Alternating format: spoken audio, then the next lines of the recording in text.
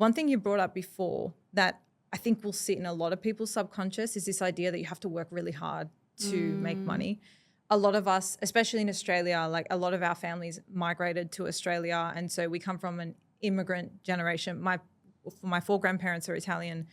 I was raised with that, seeing my parents go to work very hard. Now that I'm trying to, I'm thinking about the future and wanting to have kids and wanting to be a hands-on mom, but also wanting to still have things for myself and potentially build out passive/flexible ways of making money that will probably generate me more than what I would in a 9-to-5.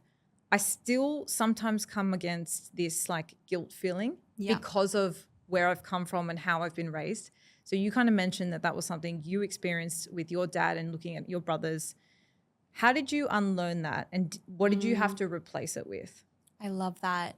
And that's honestly, if we are walking around, first of all, I love the boat analogy. It's a good one, hey? That's incredible. I'm going to use that. Yeah. I can't claim it. It was my therapist, but it's so good. Thank you, therapist. No, that's incredible. Yeah, so basically something I want to bring in because like you said, this is subconscious work. So it's not as simple as writing affirmations, journaling. Journaling is going to be incredible for you to figure out why your subconscious is patterned that way, because as humans, we don't ever do something unless it benefits us. Again, this is going to be hard for someone because they're like, well, how does me suffering or struggling benefit you? I'm going to illuminate some things. So for example, when, back in the day when we had tribes, you had to stay in the tribe. That's how you didn't get killed. And so when we are struggling, like majority other people, we feel like we belong. So that's actually a benefit. And so another benefit of when I, had this belief was if I'm struggling, then I don't have to help other people. Like, for example, now that I earn a lot more money, I do have to have difficult conversations where people ask for money. People want something from me. I'm always like, do they actually like me as a friend, or do they want something from me? Like that brings something up, which is a whole new thing. So I call this secondhand gain. So something that you could start inquiring consciously is even like you being late. What do you actually get out of that? And a really simple thing, which might be hard to admit, is when you're late, you get more attention. People say, oh, you're always late, or you're the last one to walk into the room. So are you maybe when you grew up, you didn't get much attention, and this was actually a coping mechanism that you used to get attention? Interesting. Isn't it interesting? Yeah. But a lot of us wouldn't want to look at that because it's like, oh, I'm not attention seeking. Yeah. Because I'm like, no, that's honestly why I'm late all the time.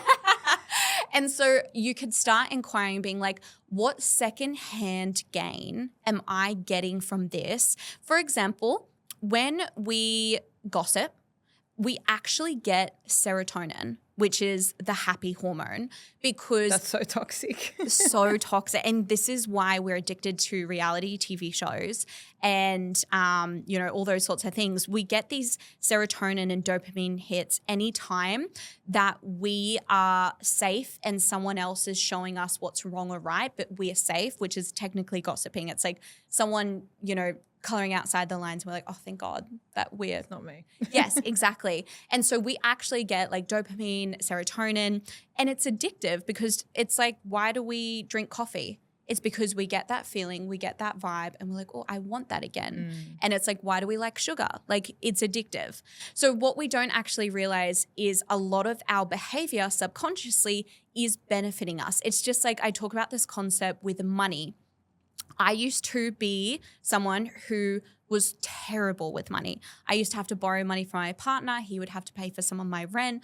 I would always have no money in my bank account. But what it also meant is I got to lean into being a damsel. He always got to help me out.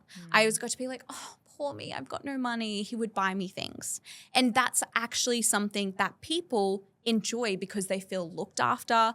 Like growing up, I didn't really get that, so I enjoyed that. It's very much, secondhand gain is usually a little bit ugly but it's like, what am I actually benefiting from? So that's the first thing I would say doing. And again, it can be hard if your ego is a bit closed off to it, but I would be figuring out, okay, what actual secondhand gain from that?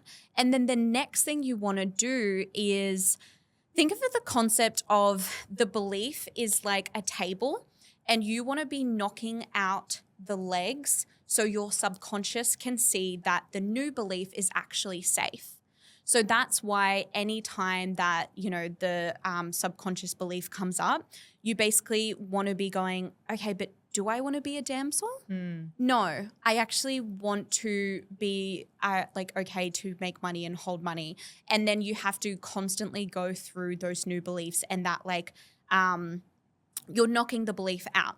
So again, it does take a lot of journaling, self-inquiry. I do have a full limiting belief formula that I teach in my courses that goes a lot more in depth. But do you see how it's a layered approach? Yeah, it's definitely extremely deep work, which is why it's uncomfortable, because you're basically turning your mind to frameworks and things that you just accepted as yourself, which are actually not. And when you realize that you don't have to think that you're not worthy of being the top 5 podcast, or you're not worthy of having a multi-million-dollar business, or you're not worthy of getting that promotion. When you realize that you're the person standing in your own way, it's a very hard pill to swallow. But the other side of that is everything you want and everything you could possibly imagine as well. I've seen it firsthand myself. For me, it's kind of always made sense. The way I think and feel about myself is reflected in my reality. And I still go through these bouts where, maybe I'm having, I don't know, sometimes it kind of feels a bit like this. And I feel like it's a bit of a low period, and maybe my old beliefs are coming in. I feel like this work, it's so important, but it's also never ending. Because like you said it before, never ends. now that you've, come into money, you're now dealing with other things that have popped up and kind of created your reality. So the brain is always trying to protect us. It's just important to work out what's its instruction.